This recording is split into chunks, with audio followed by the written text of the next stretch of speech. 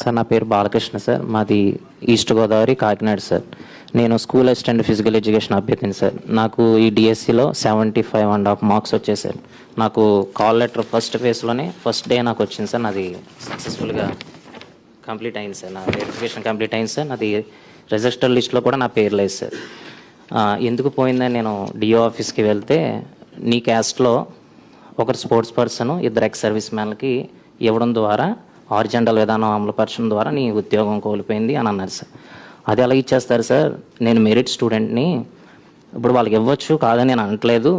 నేను ఒక్కరికి ఇచ్చినా ఇబ్బంది లేదు, కాకపోతే ముగ్గురికి ఒకే క్యాస్ట్లో ఇవ్వడం వల్ల నేను మెరిట్ అభ్యర్థిని నష్టపోతున్నాను కదా అని చెప్పేసి అన్నాను సార్. అలా కాదు, నలుగురు ఉన్నా సరే మేము ఇచ్చేస్తాము ఆ కోటాను బట్టి అని చెప్పేసి అన్నారు సార్.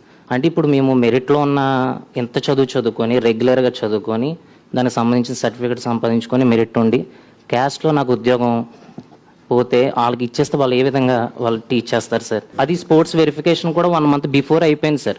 ఒక వ్యక్తి ఉన్నాడని తెలిసి నాకు కూడా ఎందుకు పంపించడం సార్? పంపించుకుంటే సరిపోతుంది సార్. ఉండి కూడా నాకు పంపించారు సార్.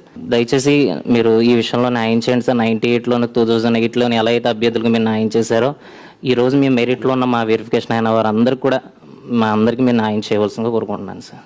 Thank you sir.